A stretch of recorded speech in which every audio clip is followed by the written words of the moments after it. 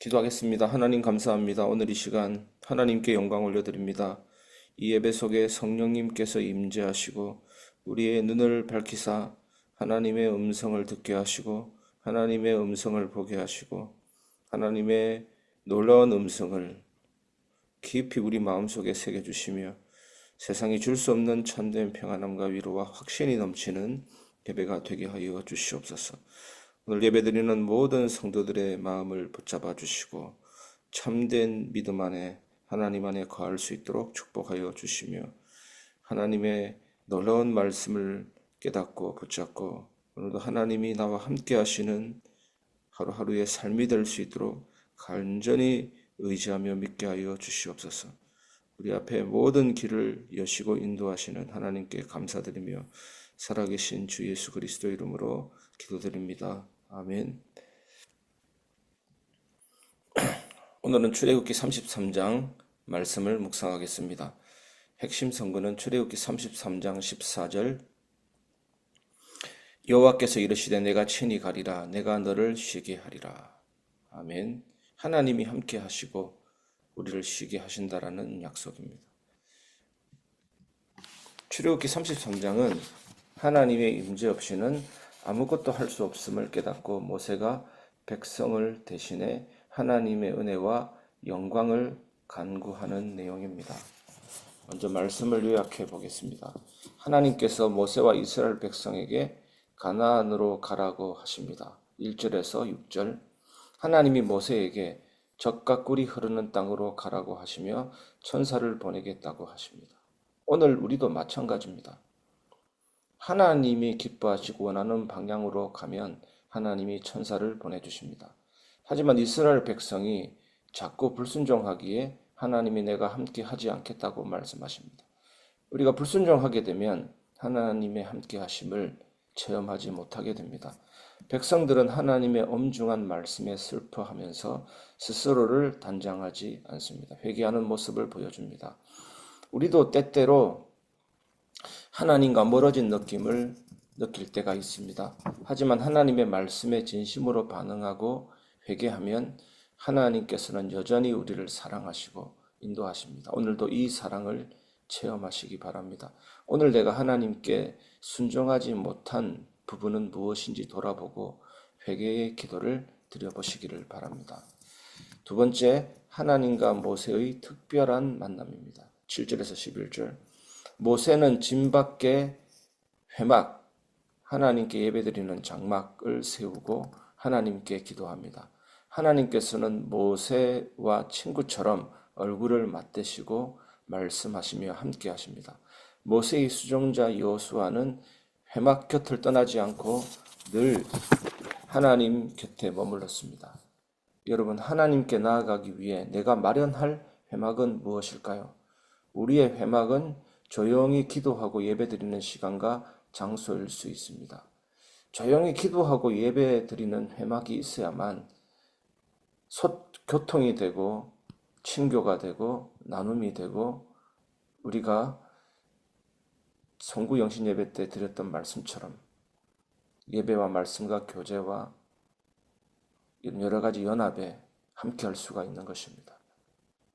내 의견, 내 주장이 맞다고 해서 다 맞는 것은 아닙니다. 하나님 앞에 나아갈 내가 마련할 회막이 가장 중요한 것입니다. 매일 시간을 정해 하나님과 대화하며 하나님의 음성에 귀를 기울여 보시기를 바랍니다. 세 번째, 하나님의 영광과 함께 하심을 구하는 모세입니다. 12절에서 23절 모세는 하나님께 우리를 이끄시려면 꼭 함께 가주세요 라고 간청합니다. 하나님은 이때 내가 친히 너와 함께 하겠다고 응답하시며 모세에게 은혜를 베푸십니다. 이때 모세는 여호와의 영광을 보여주세요 라고 요청하자 하나님은 내 영광을 너희에게 보여줄 것이지만 얼굴은 볼 수 없다고 하십니다. 하나님은 모세를 반석 틈에 숨기시고 보호하시고 하나님의 영광이 지나갈 때 모세를 보호하십니다. 이것은 뭡니까?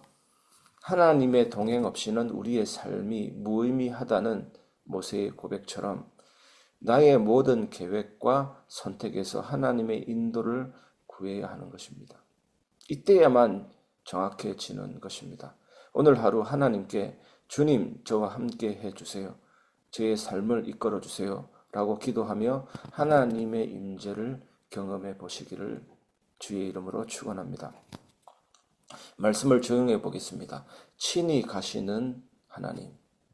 출애굽기 33장은 이스라엘 백성과 모세가 하나님의 임재에 얼마나 의지해야 하는지를 보여줍니다. 하나님은 이스라엘 백성을 목이 곧은 백성이라 부르며 그들과 함께하지 않을 것을 선언하셨습니다. 목이 곧은 백성이란 단어를 주목해야 됩니다. 하나님 앞에 교만한 것이 가장 큰 죄죠. 애굽도 그랬고 바벨론, 아수르, 에스겔서, 선지서, 소선지서, 대선지서 멸망한 나라의 특징이 뭡니까? 목이 곧은 것입니다. 목이 곧은 것.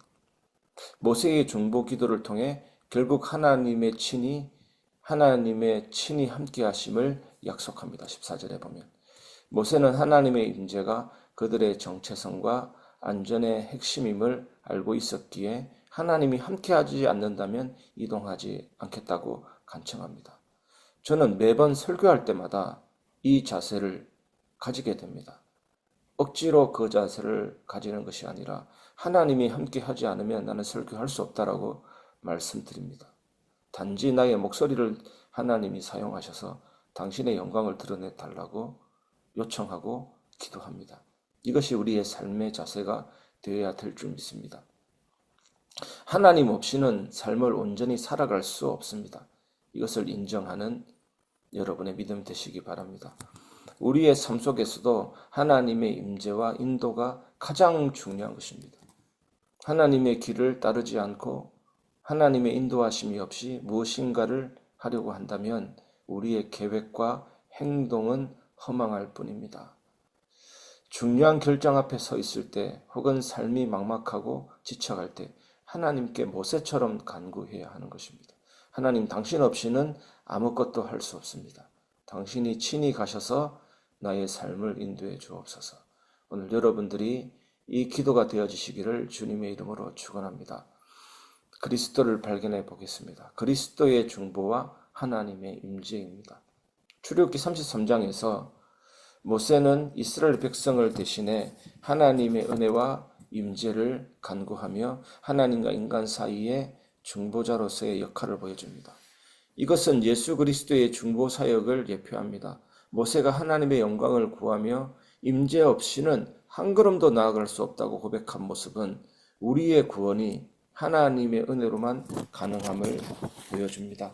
하나님이 모세를 반석 틈에 숨기며 영광을 제한적으로 보여주신 장면은 인간이 하나님의 거룩함 앞에 설 수 없다라는 것입니다. 예수 그리스도를 통해서만 하나님의 영광을 온전히 경험할 수 있다라는 것입니다. 오늘 우리는 이 말씀을 묵상하면서 예수 그리스도께서 우리의 중보자로 계심을 깊이 감사해야 합니다. 하나님의 임재 없이는 아무것도 할 수 없는 우리의 연약함을 인정하고 날마다 그리스도의 은혜를 의지하며 살아가시기를 바랍니다. 예수님께서 십자가를 통해서 하나님의 은혜를 우리에게 온전히 보여주시기 때문에 우리는 그분 안에서 하나님과 친밀히 동행할 수 있습니다. 하루를 시작하면서 기도하시기를 바랍니다.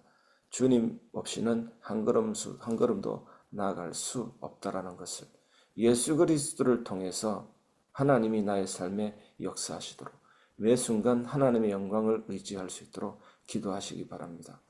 그리스도 안에서 우리가 하나님의 임재를 누릴 때 우리는 어떤 상황도 담대히 헤쳐나갈 수 있습니다.